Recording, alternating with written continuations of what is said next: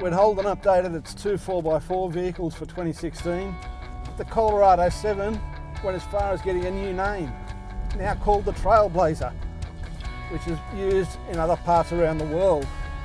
And you know, as a 7-seater, it is a really nice little family wagon.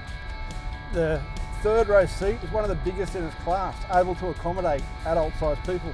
Where it's a class leader is in terms of its engine.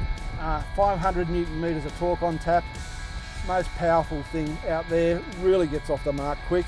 The automatic transmission has been tweaked to become quite adaptive. It reacts to the way you're driving. It might not be a big improvement over the old car, it's not an all-new vehicle or anything like that, but it's still a contender for 4x4 of the year. Trailblazer is incredibly similar to the Colorado. From the driver's seat forward, I don't think there's a difference at all. You know, it's got a couple of nicer features in it. Like it's got a leather interior and heated seats, which were fantastic on the rainy days here. It's a coil rear, so it does ride a little bit better than the Colorado, but only a little bit. You know, along with the Pajero Sport, that car is one of those ones where you can use it as a good all-rounder. You could tow the dirt bikes or the camper trailer with it, you could take the boat down to the water, you could drop the kids off at school. It's one of those cars that really offer just a little bit of everything, so that you can use it how you see fit. I don't think the Trailblazer really shines in any particular area. You know, it's I guess on the bushability front, you might give it a few points there because you'd be able to buy a fair amount of accessories for that vehicle now and kit it out for a decent trip. But you know, as I said, there are other vehicles in that market segment that I think might be a better option. Its hill descent control was a little bit funny. It tended to run away and grab it a little bit, but I think both Holdens did that. Somebody else commented on the Colorado doing it too, I think. But I mean, it's not really a big fault. You've still got a brake pedal and a foot to put on it, so which is what controls it going down the hill anyway. And if it does it itself, it's using the brakes to do it.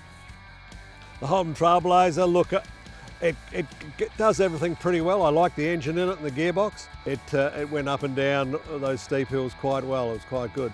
But it's hardly outstanding. It's certainly not up the top of the pack in any way. Midfielder. Trailblazer was the first car I jumped into out at the testing grounds. It was the first car that I couldn't get up a hill, which made me start to think, is it my ability or is the car's ability? You had to learn to drive the car. It will accomplish most things, but the traction control doesn't inspire you with confidence, but it will get you there in the end. It's got good visibility around it, which is a bonus out here on the tracks. That's pretty important. Also, the layout of the dash is fairly basic, so that's easy to navigate as well. Downside is the wheel travel could be improved.